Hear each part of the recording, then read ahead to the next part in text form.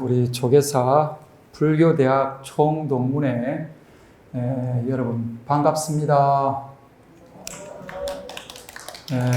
방금 사회자로부터 우리 그동안 우리 진경 스님이 어떻게 살아왔는지에 대한 그 양력 소개를 잠깐 하는데, 그 잠깐 사이에 제가 37년 전 이 자리에 그 진경이로 이렇게 돌아가는 느낌을 잠깐 받았습니다.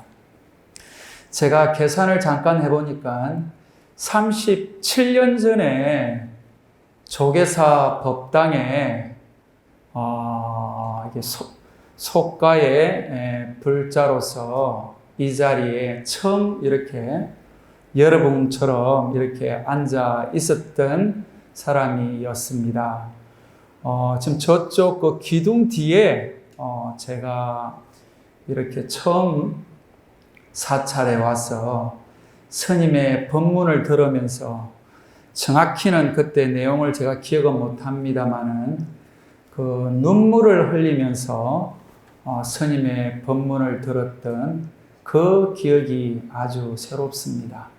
그 37년 전에 그 불자로서의 모습을 생각을 해보면 여러분이나 저나 아마 비슷한 그런 마음을 갖고 이 자리에 계신 것이 아닌가 하는 생각이 됩니다.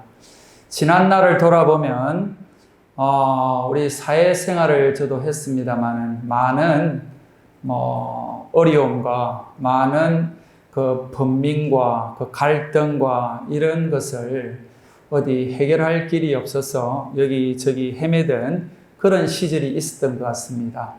그러다가 우연히 사찰에 스님 법문을 들으러 가자라고 하면서 이 조계사 법당문을 열었던 것이 오늘날 제가 이 자리에 있는 그런 계기가 된 것이 아닌가 하는 생각이 됩니다.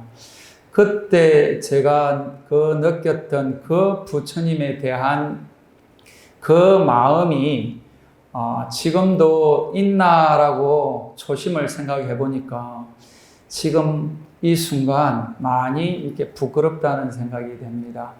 옛날 부처님은 옆에 계시는 저 부처님이었습니다. 그래서 제가 법당에 와서 지금 이렇게 아주 훌륭하게 조성된 이 세 부처님께 삼배를 했습니다마는, 제가 오늘날 이 자리에 있게 했던 그 부처님께도 제가 삼배를 올렸습니다.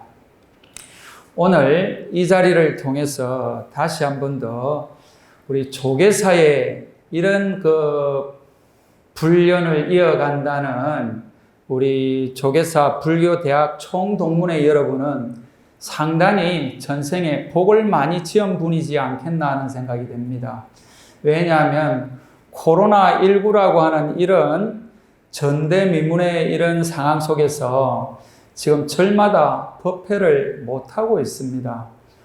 저도 여기서 가장 가까운 절이 아마 법륜사이지 않겠나 하는 생각이 됩니다. 법륜사에서 주지소임을 보고 있습니다마는 법회 때 이렇게 참석하는 인원은 아주 적습니다. 그래서 유튜브를 통해서 또 이렇게 법회를 진행하고 있습니다만은, 오늘 조계사 불교대학 총동문회 여러분들이 이렇게 법당에 모여서 또 조계사 마당에서 이렇게 코로나19라고 하는 방역 수칙을 지켜가면서 이렇게 법회를 할 수 있다는 것은 정말 여러분들이 전생에 복을 많이 지었지 않나 하는 생각이 됩니다.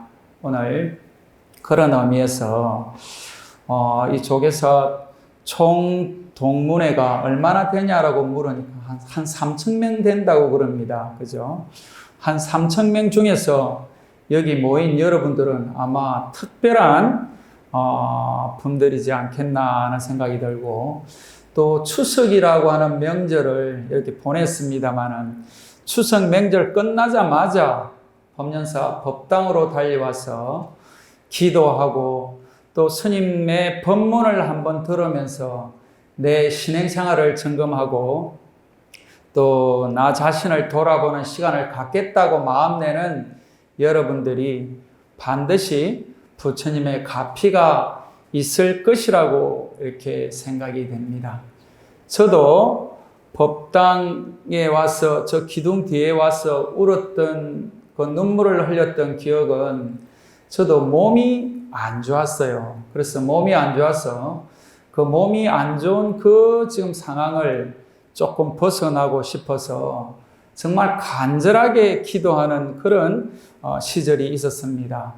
그런데 그 몸이 좀 빨리 나았으면 좋겠다. 이 병고가 빨리 사라졌으면 좋겠다라고 하면서 제가 부처님 법문을 들으면서 그때 왜 눈물이 났는가 하면 모든 것은 네 탓이었다라고, 내가 지은 업의 결과지 내가 짓는 이 고통은 다른 데서 오는 것이 아니다라고 하는 그런 요지의 말씀이었을 겁니다. 다시 돌아보면 우리가 몸이 아프고 또 힘들어하는 것은 내가 전생에 지은 과보의 결과다라고 하는 것을 나이가 들면 들수록 또 수행을 하면 할수록 이렇게 빼지르게 느끼는 그런 부처님의 진리의 말씀이지 않겠나 하는 생각이 됩니다.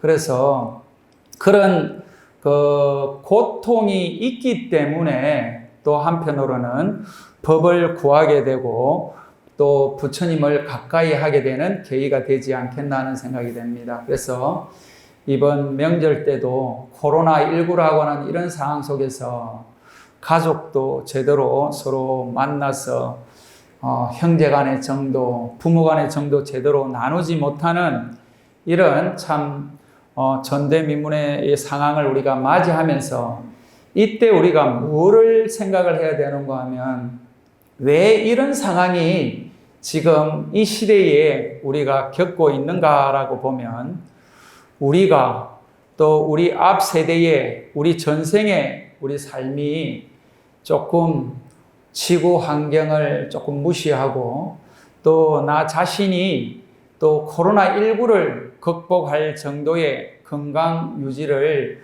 못하고 있기 때문에 이렇지 않나라고 생각을 해보면 우리가 방법이 나오지 않겠나 하는 생각이 됩니다. 그래서 오늘 여러분들하고의 주제를 조금 친절했으면 좋겠다. 친절을 해야지 조금 우리 불자로서 좀 바른 불자지 않겠냐. 그러면 친절을 하려면 어떻게 해야 되냐. 지혜와 자비를 실천하자라고 하는 이런 이야기를 여러분들하고 오늘 좀 나누고 싶습니다.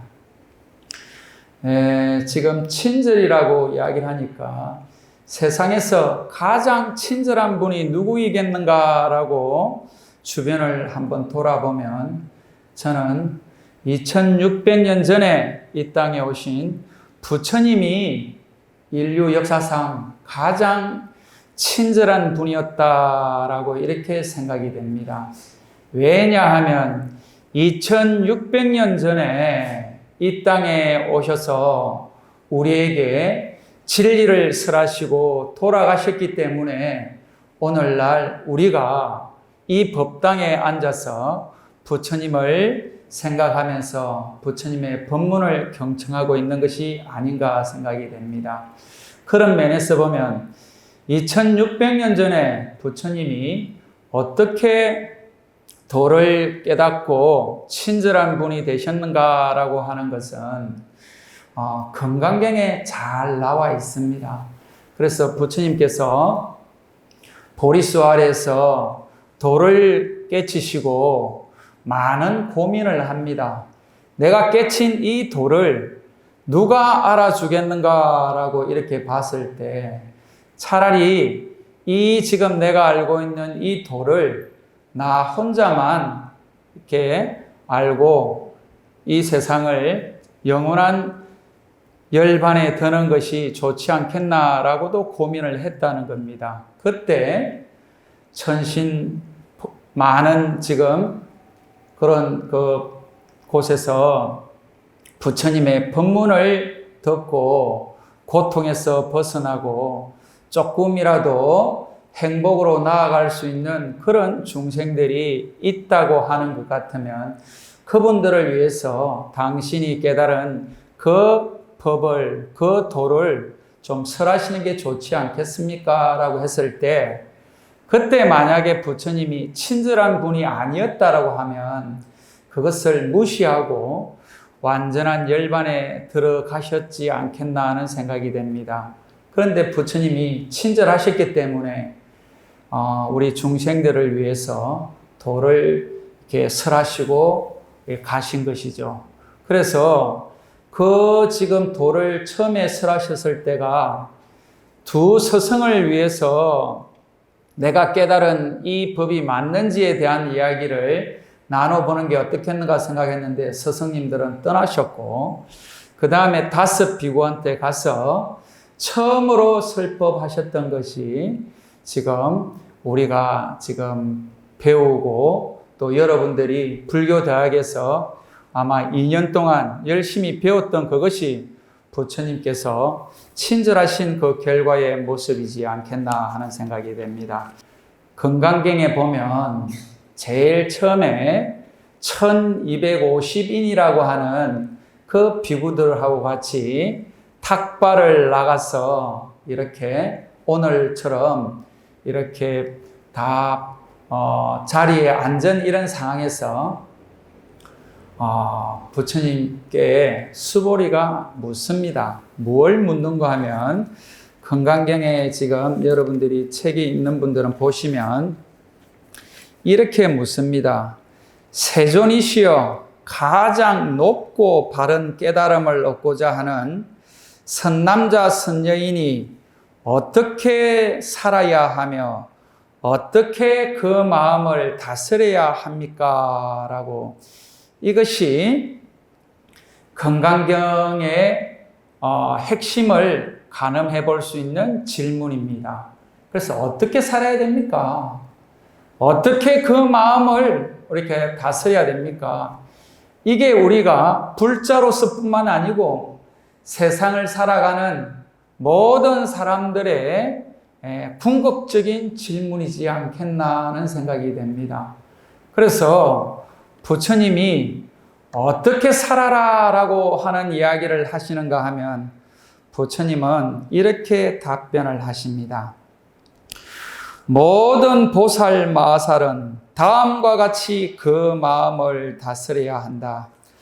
아래서 태어난 것이나 태어서 태어난 것이나 섭귀에서 태어난 것이나 변화하여 태어난 것이나 형상이 있는 것이나 형상이 없는 것이나 생각이 있는 것이나 생각이 없는 것이나 생각이 있는 것도 아니고 없는 것도 아닌 모든 중생들을 내가 모두 완전한 열반에 들게 하리라.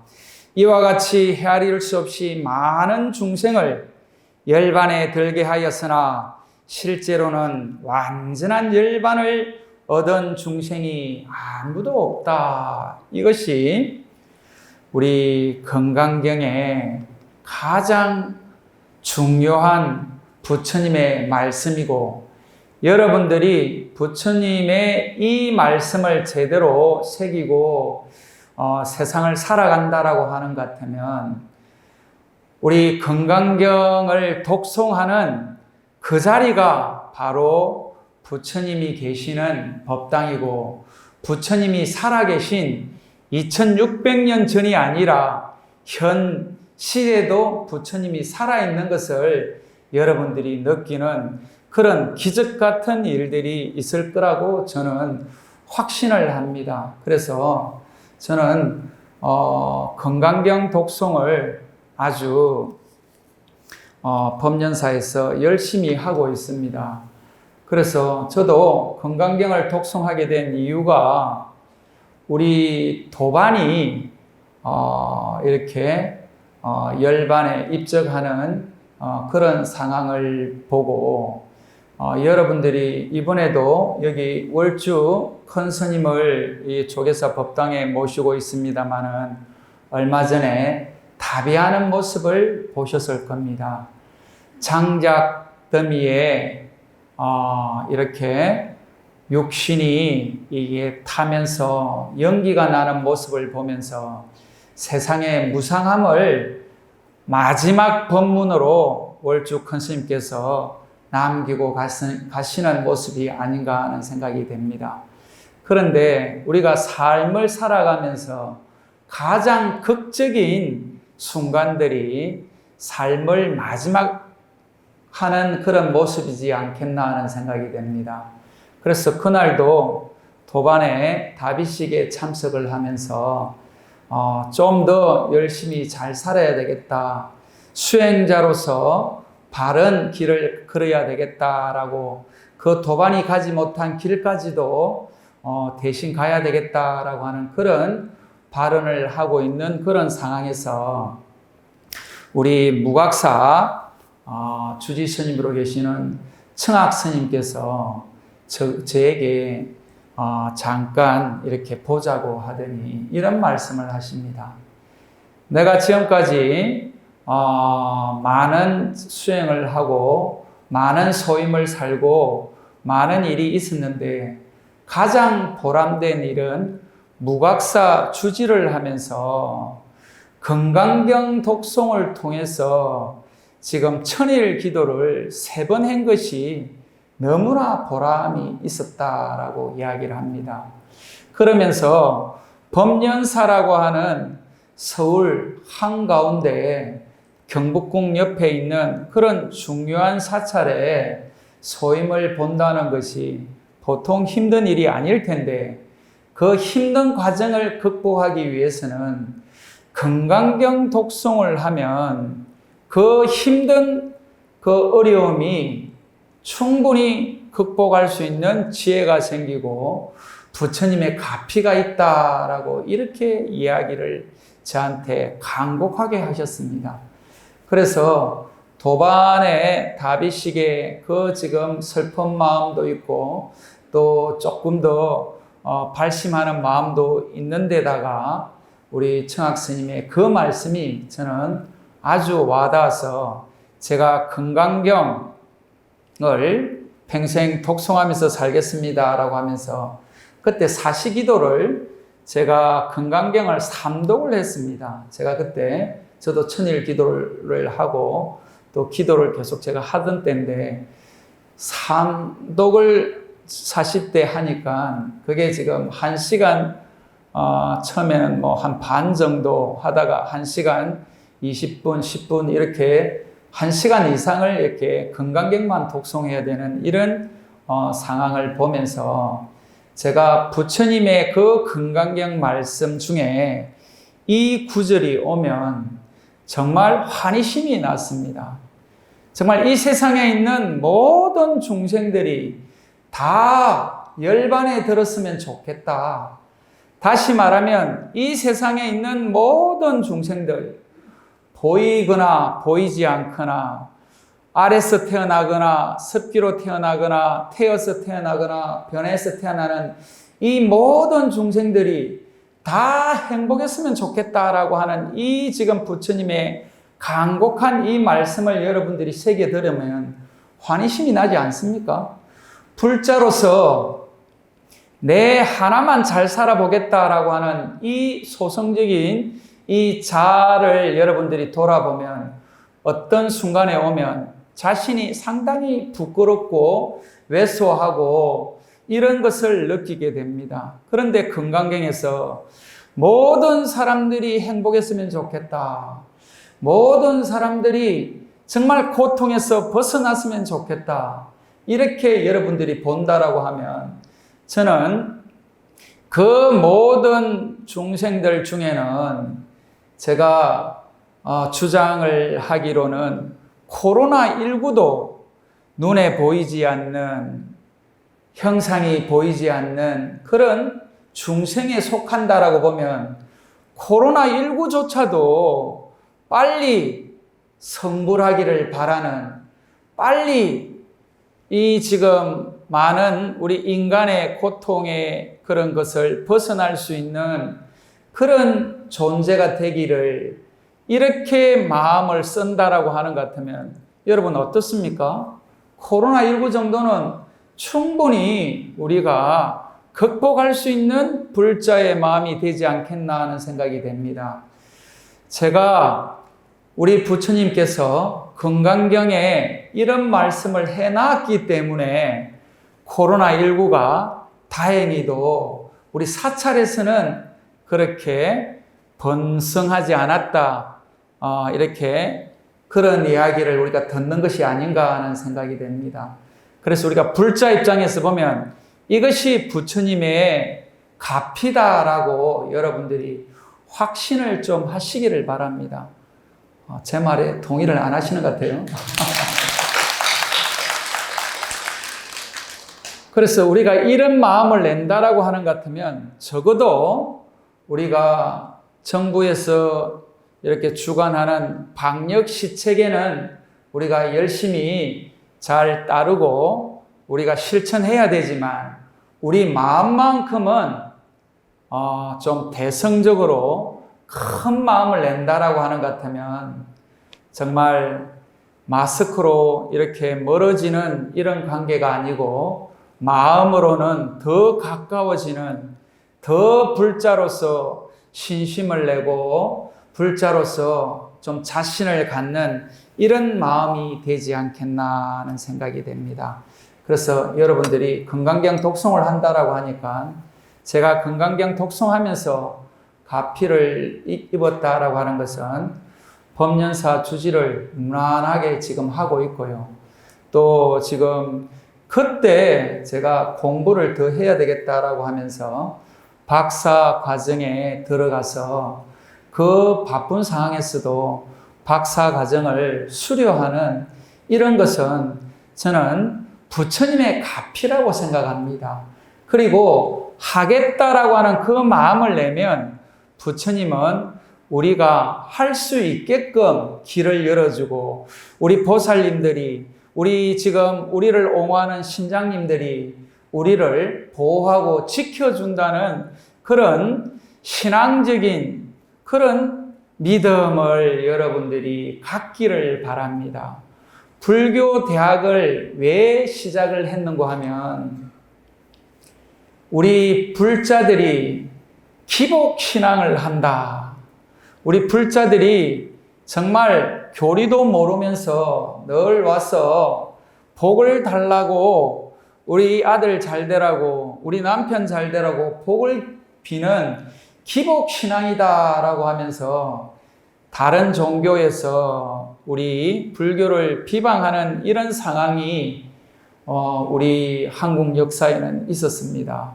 그러다가 보니까 우리 불자들이 너무 무식하게 기복만 이렇게 쫓아가는 그 상황을 좀 극복해보자라고 하면서 불교 대학을 개설하고 부처님의 교리를 가리키고 부처님의 법의 진리의 진정한 뜻이 뭔지 또 경전의 가르침이 뭔지를 그 가르침을 이렇게 불교 대학에서 체계적으로 가르치기 시작했다라고 합니다. 그런데 오늘날 불교 대학을 해서 우리 불자들이 옛날 우리 어머님, 우리 할머니들이 불교 교리를 전혀 몰랐을 때보다 더 행복하냐라고 보면 저는 그렇지 않다라고 봅니다. 왜 그렇지 않다라고 보는 것 같으면 우리 불자들이 진정 우리 어머님, 우리 할머니들이 그 신앙심으로 우리 아들, 딸들이 잘 되기를 우리 부처님, 불보살님, 우리 신중님들이 좀 살펴주십시오 하는 그 신앙심에 불교 교리가 불교 대학에서 여러분들이 제대로 공부했다라고 하는 것 같으면 지금 여기 앉아있는 분들은 아니겠지만 정말 친절한 분이 되었을 수밖에 없습니다. 왜냐하면 부처님의 가르침은 지혜와 자비를 주장을 하십니다. 도를 깨쳤다라고 하는데 무슨 도를 깨쳤냐라고 이렇게 보면 그 드러난 결과는 부처님은 정말 지혜롭고 자비로운 분입니다. 이것을 한마디로 이야기하면 친절한 분이라고 저는 해석을 할 수 있습니다. 친절을 하기 위해서는 지혜와 자비가 갖춰지지 않고는 친절이 진정한 친절이 될 수가 없습니다. 그와 마찬가지로 부처님의 교리를 배우는 여러분들은 정말 친절과 자비가 수레바퀴의 두 바퀴와 같고 새의 두 날개와 같다라고 이렇게 초발심 자객문에 뿐만 아니고 많은 분들이 그렇게 이야기를 하고 있습니다. 그런 면에서 보면 이 지혜와 자비를 갖추는 방법이 금강경을 여러분들이 독송한다라고 하니까 금강경 독송만 제대로 한다라고 하는 것 같으면 여러분들이 그 안에 있는 그런 내용에 지혜와 자비를 갖출 수 있지 않겠나 하는 생각이 됩니다. 그래서 초발심 자객문에 보면 이렇게 나와 있습니다. 행지구비는 여거유륜이요 자리이타는 여조양익이라는 이런 그 초발심 자객문의 이야기가 나와 있습니다. 그래서 지혜와 행 이 두 가지를 갖춘 것은 수레의 두 바퀴 같고 자기를 이롭게 하면서 또 남을 이롭게 하는 이 자리이타는 허공을 나는 새의 두 날개와 같다라고 이렇게 우리 초발심 자객문에 나와 있습니다. 그래서 초발심 자객문이라고 하는 것은 여러분들 잘 알겠지만 개초심 학익문하고 발심 수행정하고 자객문 이 세 가지가 들어있는 이런 정말 우리가 초심자들이 이렇게 배우는 겁니다. 저희들도 출가를 해서 이 초발심 자객문을 외워야 된다라고 하면서 옛날에는 이렇게 외우는 것을 강조했습니다. 여러분들이 불교대학에서도 이 초발심 자객문 배웠죠, 그죠? 초발심 자객문을 또 배웠고, 또 여러분들이 53 선지식을 이렇게 모시고 53 선지식 구분 여행이라고 하는 이런 시즌 1을 마쳤습니다.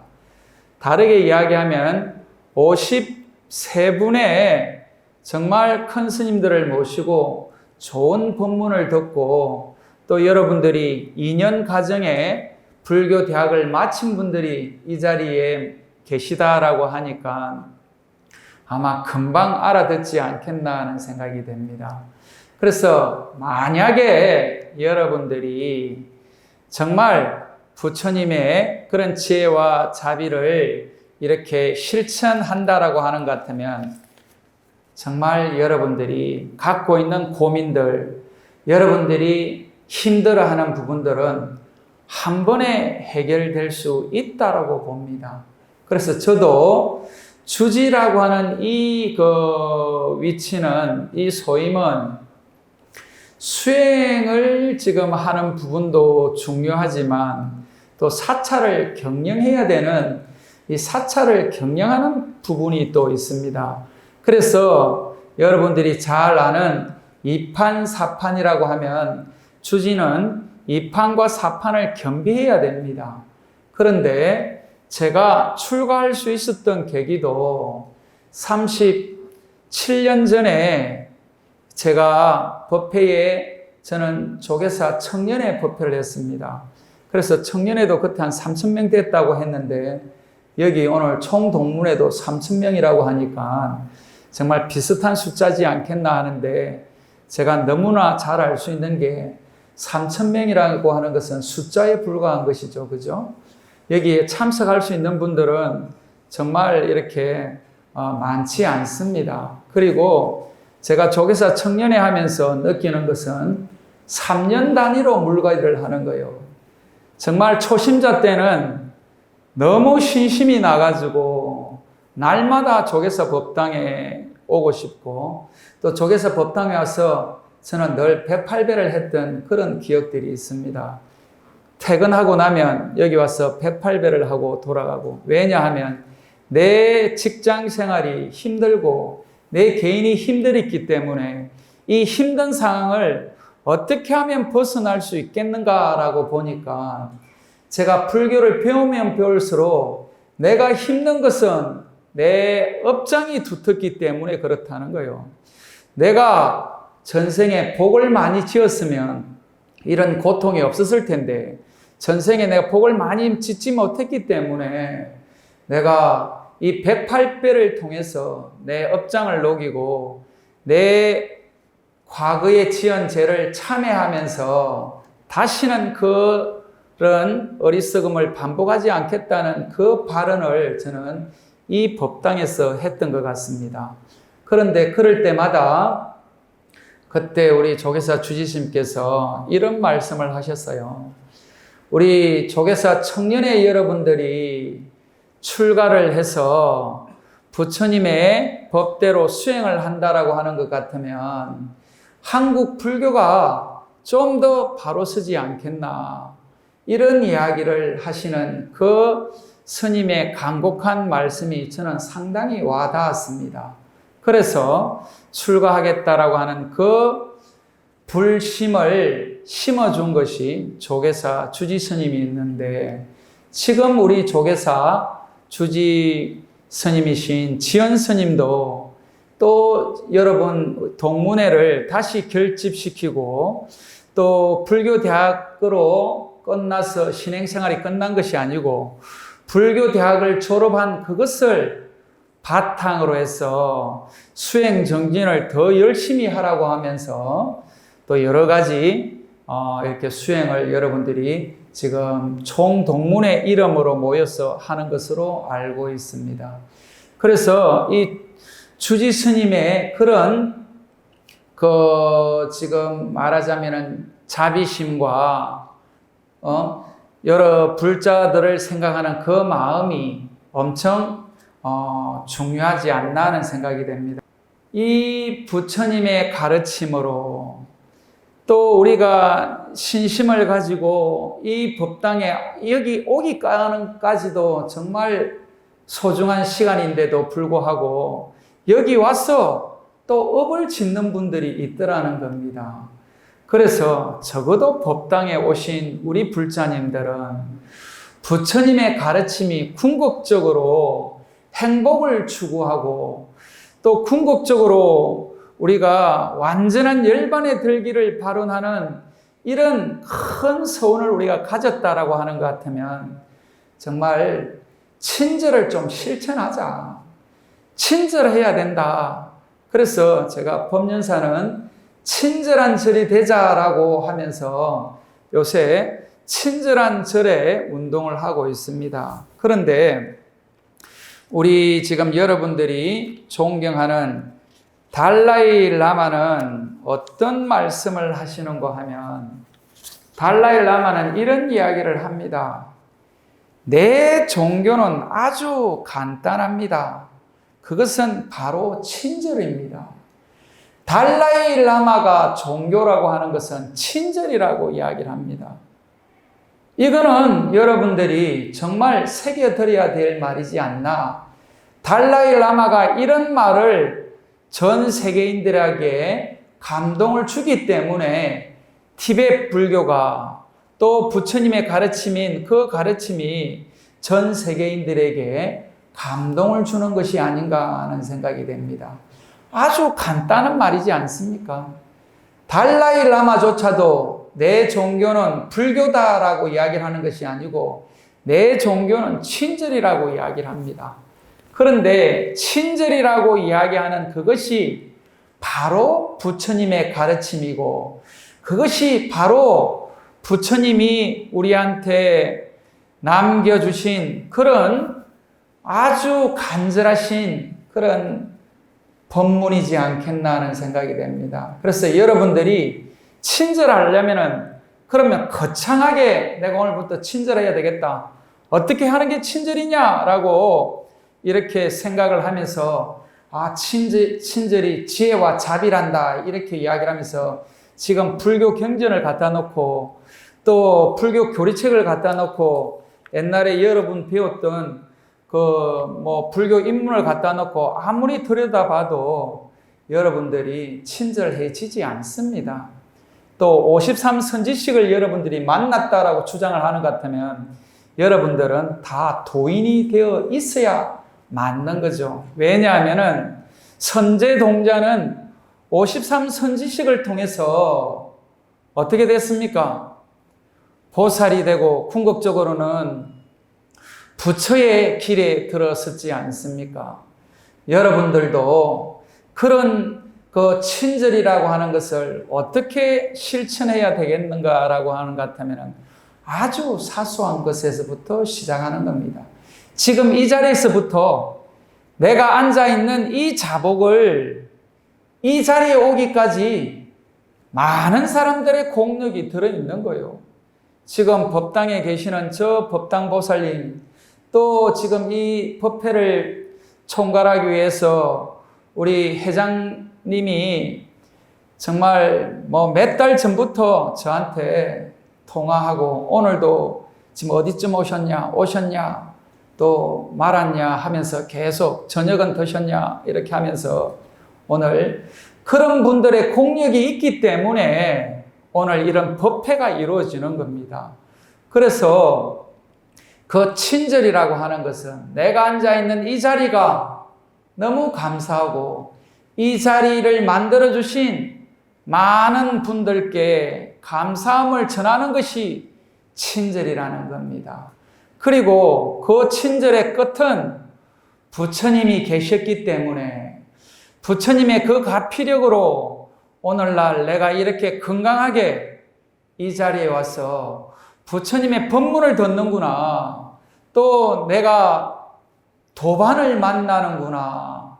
또 도반을 통해서 53 선지식보다도 더 훌륭한 53 선지식을 내가 이 옆에 앉아있는 이 도반이 내 선지식이구나 하는 것을 여러분들이 느낀다라고 하는 것 같으면 그 친절은 이 자리에서 실천될 수 있는 거라고 봅니다. 그래서 친절을 거창하게 생각하는 것이 아니고요. 이 자리에서도 얼마든지 그 마음을 낸다라고 하는 것 같으면 여러분들 인생이 바뀝니다. 그래서 실천을 통해서 이렇게 인생이 바뀐 분들 이야기를 제가 이렇게 조금 이렇게 들려드리도록 하겠습니다.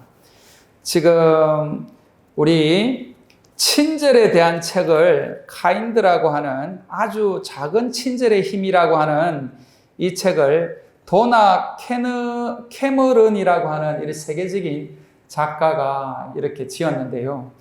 이분도 마찬가지로 친절하게 한번 1년을 살아보자. 친절하게 내가 1년을 한번 살아보자라고 하는 이런 프로젝트를 가지고 실천을 하기 시작했다는 겁니다. 그래서 크게 시작한 것이 아니고 엘리베이터를 타면 다른 사람들의 들어오는 사람들의 문을 열어주고 간단하게 눈인사라부터 시작했다는 거예요.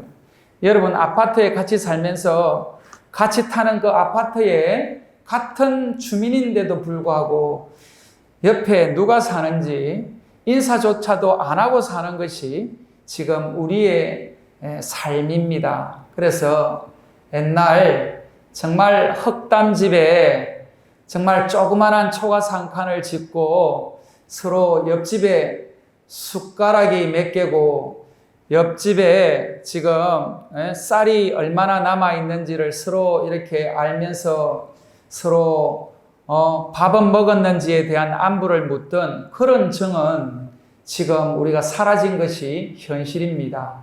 왜 그런 것이 사라진다고 하면 우리가 그동안 물질적으로 조금 풍부해지면 행복해지지 않겠냐. 물질적으로 조금 우리가 여유가 있다라고 하는 것 같으면 우리가 좀 더 나은 삶을 살 수 있지 않겠냐라고 생각을 했는데 결과적으로 지금 아파트가 정말 옛날 그 초가집 기아집에 살았던 그 삶보다는 엄청 편리하게 되어 있습니다.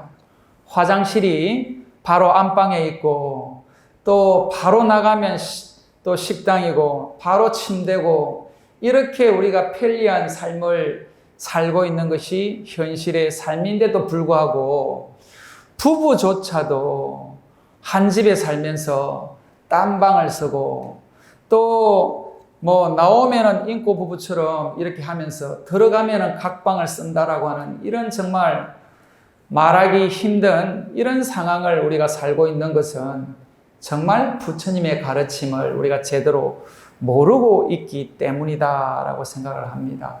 그래서 만약에 여러분들이 이런 이치를 잘 알고 부처님의 가르침을 열심히 실천한다라고 하는 것 같으면 그 엘리베이터에서 만났던 그 이웃조차도 내 부모 형제와 같이 인사를 시작한다라고 하는 것 같으면 어느 날 이게 도나 캐머런이 이야기하는 식으로 그 인사했던 그 사람이 어느 날 다시 나를 위해서 인사하고 또 내가 바쁘니까 엘리베이터를 잡지 못했을 때 그 사람이 엘리베이터를 잡아주고 아주 이것이 나비 효과와 같이 많은 변화가 이루어지더라는 겁니다. 그 많은 변화 중에 가장 큰 변화가 자기 자신이더라는 거예요. 내가 친절하겠다라고 마음을 내니까 내 주변이 달라지더라는 거예요. 그리고 실질적으로 우리가 이 뇌파를, 뇌의 호르몬을 조사해보면 뇌의 호르몬이 달라진다는 거 아닙니까? 그래서 행복 호르몬이 막 분출되기 때문에 그 행복 호르몬은 우리가 항체를 더 건강하게 한다는 거예요. 이 지금 코로나19라고는 이 시국도 마찬가지입니다. 이 정도 바이러스는 우리가 이 행복 바이러스를 이기지를 못하는 거예요. 부처님의 가피를 이기지 못한다라고 하는 여러분들의 그런 확신을 갖는다라고 하는 것 같으면 훨씬 더 세상을 좀 가슴을 펴고 살 수 있지 않겠나 하는 생각이 됩니다. 그래서 이 도나 캐너먼이 이 지금 과인드라고 하는 이런 지금 책에서도 많은 사례를 이야기해 놨습니다. 그 많은 사례를 이야기해 놓은 것도 있는데 우리나라에서도 이 친절한 지금 이것을 여러분들이 아마 유튜브나 이런 데 보면 이렇게 나와 있는 이야기를 제가 좀 소개를 하면요. 이 사람이 어떤 지금 그걸 했는가 하면은 만인에게, 그러니까 만 명한테 1년 동안 내가 친절을 좀 베풀어 보겠다. 특정인을 위해서 친절하겠다가 아니고 지나가는 사람들이나 많은 사람들한테 내가 한번 친절을 한번 해보겠다라고 이렇게 생각을 하고 실천을 시작을 했다는 거예요. 그래서 처음에는 정말 뭐 특별한 것이 아니고 버스를 타면 운전기사한테도 아유 이렇게 감사합니다. 또 이렇게 발이 되어주고 정말 나를 제 시간에 이렇게 데려다 주는 이 기사님이 없었다라고 하는 것 같으면은 내가 얼마나 불편했겠냐라고 생각을 하면서 기사님한테도 감사하다라고 이런 마음을, 감사한 마음을 내면 그 다음에는 어떤 변화가 오겠습니까?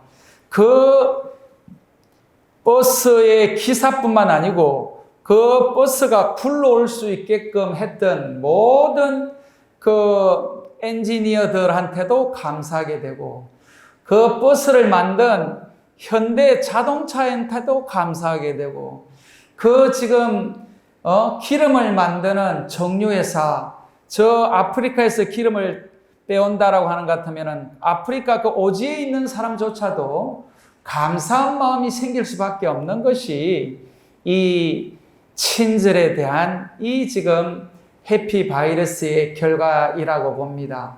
만약에 그렇게 본다라고 하는 것 같으면 이 세상이 어떻게 되겠습니까? 감사의 존재로 모두 다 이루어져서 이곳이 바로 여러분들이 그토록 가고 싶은 극락정토가 된다는 겁니다. 오늘 여러분들이 이 법당에 앉아있는 여러 불자님들도 또 마당에 앉아있는 여러 불자님들도 제 말에 동감을 한다라고 하는 것 같으면 큰 박수를 한번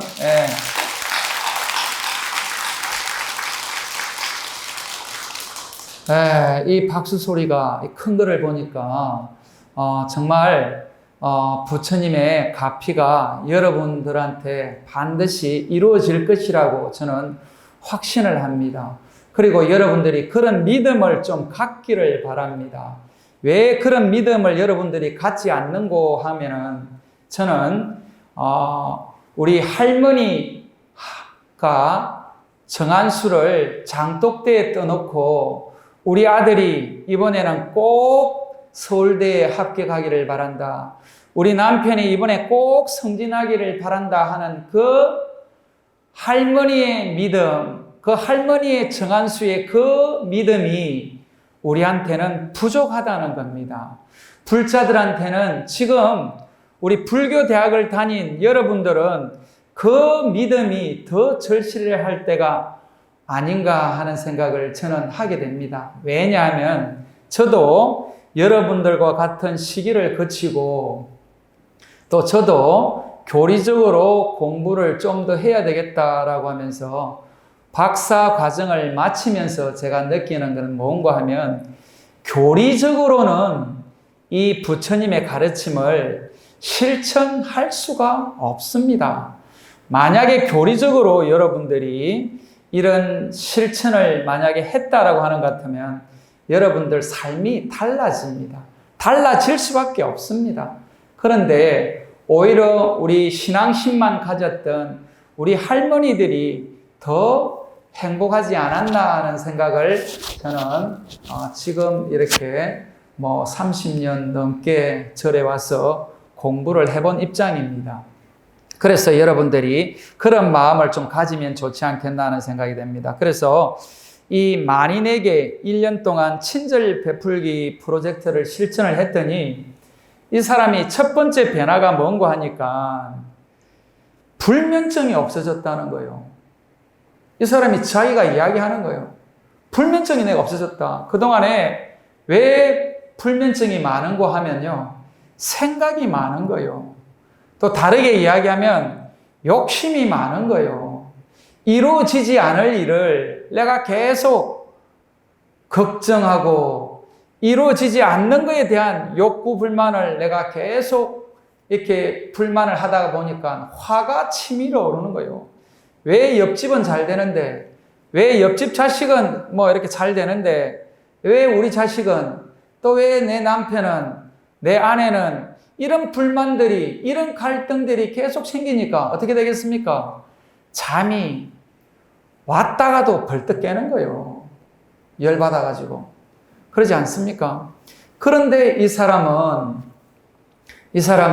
친절하겠다라고 하는 이런 프로젝트를 큰 것도 아니에요. 옆집 아저씨한테, 또 지나가는 사람들한테, 또 직장에 있는 동료들한테 똑같은 말도 좀 친절하게 이야기를 하고 또 조금 자기가 마음을 냈더니 직장 동료들이 바뀌는 거예요. 주변이 바뀌는 거예요. 그래서 이게 불면증이 사라지면서 두 번째 자기가 경험했던 것은 뭔가 하니까 자기가 안색이 밝아지더라는 거예요. 그래서 얼굴이 바뀌는 거예요. 여러분들이 과학적으로, 의학적으로 잘 아시겠지만 이 안면 근육이라고 하는 것은 우리 마음하고 직결되어 있습니다. 내가 마음이 편하고 내가 마음이 행복하면 얼굴이 행복해질 수밖에 없습니다. 얼굴에 주름살이 지는 것은 세월의 흐름으로 어쩔 수 없는 변화이지만 그 주름도 행복의 한 사람들한테는 행복한 주름으로 바뀌는 겁니다. 그런데 그 얼굴에 나타나는 그 모습이 지금 자기의 성적표입니다. 오늘 앉아있는 내 모습은 내가 어떻게 살아왔는지, 내가 불자로서 내가 어떤 인생을 살아왔는지에 대한 결과의 모습이 지금 여러분들이 앉아있는 그 자리에 여러분들의 모습입니다. 그래서 제가 여러분들의 권하고 싶은 것은 지금 거울을 꺼내서 여러분들 얼굴을 보면 여러분들의 성적표가 그 안에 담겨 있다라고 저는 봅니다. 그런데 우리가 오늘 조계사 법당에 와서 여러분들의 얼굴을 지금 바로 볼 수 없기 때문에 여러분들의 얼굴은 어떤 얼굴인가 하면 바로 조계사 부처님의 모습입니다.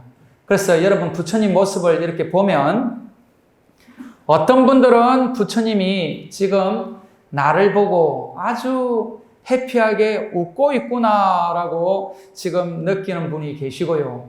어떤 분들은 이 조계사 부처님이 나를 째려보고 있구나. 또 네 똑바로 살아라라고 이렇게 충고를 하고 있구나. 또 네가 좀 착하게 살아라라고 이렇게 경책을 하고 있구나라고 하는 이런 분들이 계실 수가 있습니다. 그래서 우리는 조계사 법당에 모인 여러분들은 항상 내 모습을 내가 바라볼 수 있는 여러분 불자들이 되었으면 좋겠습니다. 그래서 지금 내가 친절한 마음을 내고 있냐?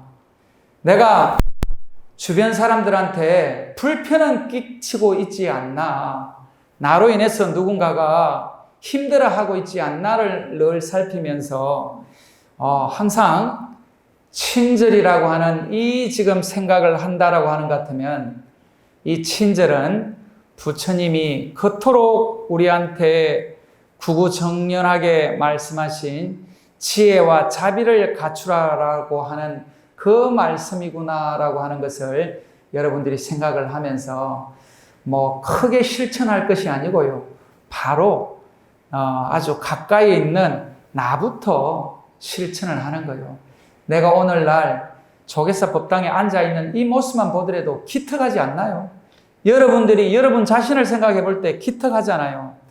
우리 진경이도 이렇게 37년 전에 저 기둥 뒤에 앉아있던 그 진경이의 제가자의 모습에서 오늘 이 조계사 법당에 이렇게 앉아있는 이 진경이 모습을 보면 저 37년 전에 내 모습을 봤던 저 부처님은 오늘 제가 이렇게 보니까 진경이 참 많이 컸네 이렇게 많이 컸네라고 이렇게 이야기하는 것 같습니다.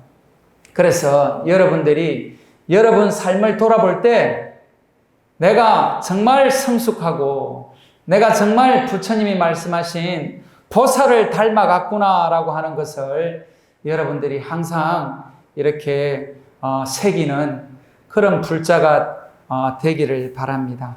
우리 부처님이 이 세상에 오셔서 어떤 희망적인 말씀을 하셨는가 하면 부처님이 태어나서 우리가 이렇게 7걸음을 걸으면서 하신 천상천하 유아독존이라고 하는 그 말씀과 삼계계고 아당안지라고 하는 이 말씀이 우리한테는 엄청난 희망의 메시지라고 저는 봅니다. 정말 삼계가 계고라고 이 이야기를 저는 여기 있는 모든 분들은 빼지르게 느낄 거라고 봅니다. 지금 고통 속에 있지 않는 분은 없다고 봅니다. 그런데 그 고통을 부처님이 이 땅에 오시면서 내가 마땅히 해결해 주겠다라고 이렇게 부처님이 약속을 하신 거예요. 그런데 우리 불자들은 그 약속을 믿지를 않아요. 믿음이 안 오는 거예요. 왜 믿음이 안 오냐? 정말 여러분들이 신심이 없기 때문에 그렇다는 거라고 저는 봅니다. 만약에 부처님이 삼계계고의 아당안지라고 이야기했을 때, 천상천하 유아독존이라고 했을 때 우리가 환희용약을 하면서 정말 내가 불자임을 정말 맹구우목이라고 하는 이런 그와 마찬가지로 기뻐하고 또 정말 기뻐해야 되지 않겠나.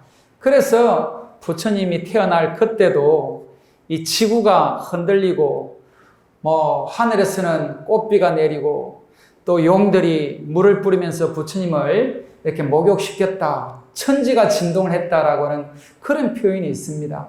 왜 그런 표현을 쓰는가 하면 우리가 불법을 만났다, 부처님을 만났다라고 하는 그 믿음을 여러분들이 갖는다라고 하는 것 같으면 정말 환히 용약할 수밖에 없는 거죠. 그런데 저도 말은 이렇게 합니다만은 가끔 힘들어 합니다. 그럴 때마다 저는 초심을 생각하고 건강경에 제가 늘 건강경 독경하면서 부처님은 모든 사람들이 열반에 들게 하리라. 모든 사람들을 열반에 들게 하기 위해서 내가 수행하고 내가 지금 이 공부를 하는구나라고 하는 이 마음을 낼 수 있게끔 계속 다짐하는 그런 시간을 갖습니다. 그래서 부처님이 왜 수행자들은 머리를 깎게 했나라고 보면 이렇게 흔들리고 힘들 때마다 머리를 한번 만져보라는 거예요. 머리를. 그래서 저도 이렇게 좀 힘들고 뒷골 당길 때마다 머리를 한번 이렇게 쓰다듬으면 아, 부처님이 하신 말씀을 되새기게 되고 또 나는 수행자구나. 나는 부처님의 법을 실천하는 수행자구나라고 하는 생각을 하고 내가 사회생활 접어두고 내가 출가를 했던 출가자 입장에서 보면 더 열심히 부처님 제자로서 살아야 되지 않겠나라고 하는 그 마음을 낼 때 저는 신심이 다시 이렇게 솟아나면서 또 불자로서의 어떤 자부심을 갖게 됩니다. 그래서 저는 불자로서 자부심이라는 것이 다른 것이 아닙니다. 여러분들이 정말 우리 부처님의 가르침은 너무 인간적이고 너무 과학적이고 합리적인 이야기를 합니다. 그래서 이 세상에 있는 모든 사람들은 다 불성이 있다는 거예요. 모든 사람들이 다 부처님이 될 수 있는 모든 사람들이 부처님인 그런 존재라는 거예요. 그렇게 보면 내가 속해 있는 모든 내 주변에 있는 사람들은 부처님이라는 겁니다. 이것이 부처님이 이 땅에 오신 그 위대함이지 않겠나는 생각이 듭니다. 그동안에는 인간이라고 하는 존재는 나약한 존재이고 하늘이라고 하는 어떤 절대자가 있어서 그 절대자의 어떤 힘에 의해서 내가 좌지우지 된다라고 했는데 그것이 아니라 네가 부처님이고 네가 하나님이고 네가 절대자인 전지전능한 존재인데 네가 무명으로 무지로 어리석어서 탐내고 썩내고 어리석은 이 삼독심으로 가려있기 때문에 네가 제대로 보지 못한다. 그 삼독심만 제대로 벗어버리면 네가 부처다라고 하는 것이 이게 부처님의 참 진리의 말씀입니다. 이 희망의 메시지를 주기 위해서 2600년 전에 부처님이 이 땅에 오셨고요. 이 메시지를 전하기 위해서 6년 동안 피나는 고행을, 피나는 정말 피골이 상접한 그 모습을 하면서까지 당신의 목숨을 버려서 가면서까지도 도를 이루지 않으면 일어나지 않으리라고 하는 그 결심을 부처님을 위해서 서가모니 부처님을 한 것이 아니고요. 우리 중생들을 위해서 2600년 후에 오늘 조계사 법당에 앉아있는 여러분을 위해서 부처님이 하시고 가셨다라고 보면 여러분들은 어떻습니까? 환희심이 나지 않나요? 그런 마음으로 우리가 신행생활을 하면 좋지 않겠나. 그래서 교리 공부에 이 믿음의 신앙이라고 하는 이 두 가지가 같이 접목이 되면 엄청난 시너지 효과를 내어서 반드시 성불할 것이다 라고 저는 이렇게 확신을 하고 싶습니다. 또 다시 한 번 더 이 조계사 주지스님과 또 우리 불교대학 총동문회 회장님과 또 부회장님 또 이렇게 집행하시는 분들 또 총동문회 한 분 한 분 다 정말 건강하고 행복한 그런 불자들이 되기를 다시 한 번 더 발언하면서 오늘 법회를 마치겠습니다. 감사합니다.